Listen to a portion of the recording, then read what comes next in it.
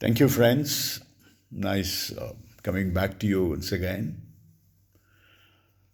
So, all these exposure into the villages, into VSET, into the Ramanuja Charitable Institute, into NTSO, into Swami Vivekananda Rural Community Colleges, happening one after another,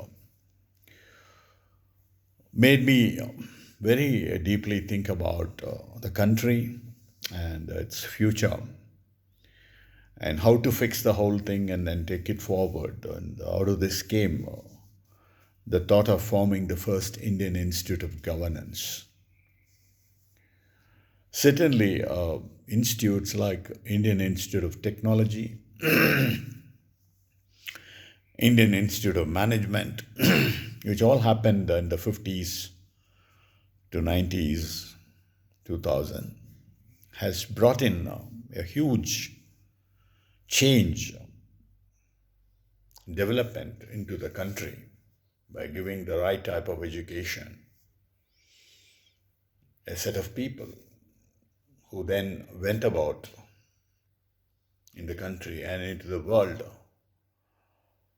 and to create history. So today,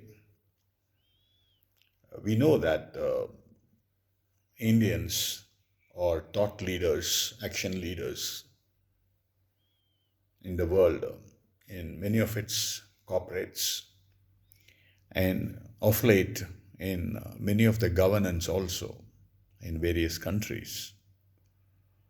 What happened in US, a person of Indian origin becoming the vice president, and what's happening in UK and other countries are also very, very interesting and invigorating to say. So, I think it's high time that we create an institute which impart the wisdom and leadership traits and core strength into people to govern the state and the country, because this requires a different set of things, much more than what is required to run a corporate. So we cannot afford to leave running the state and the country to people who are not well trained, well oriented, and who don't have that sort of a passion for the country. Occasionally, the system also throws great men like Kamaraj, Lal Bahadur Shastri, who come out as leaders. They struggle, they come out as leaders, and then they bring in so much of changes, positive changes in the country, which we have seen. But I think the time has come to institutionalize this leadership qualities, visionary leadership, and probably that is the best thing that can happen for the country after IIT and IIG.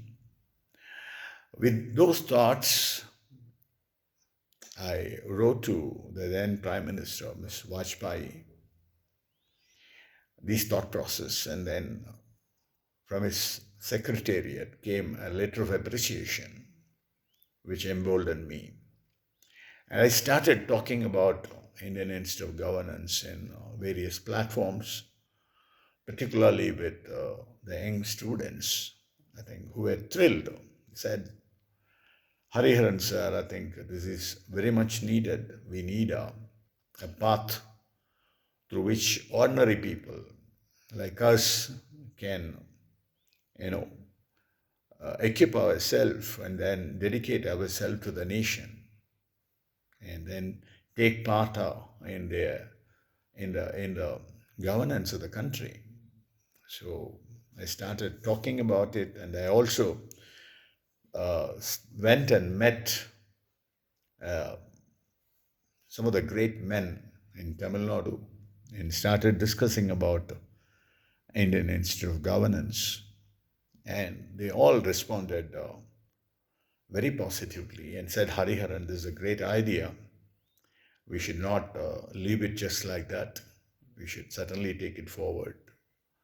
and they encouraged me like anything, which then I think I started putting myself into it very seriously, and how the whole thing happened, who are the men with whom I picked up my initial conversation, and then how we all came together on 25th December 2014 to take IIG forward, and what really happened on that day, a few days before, to which came as a blessing to me from God.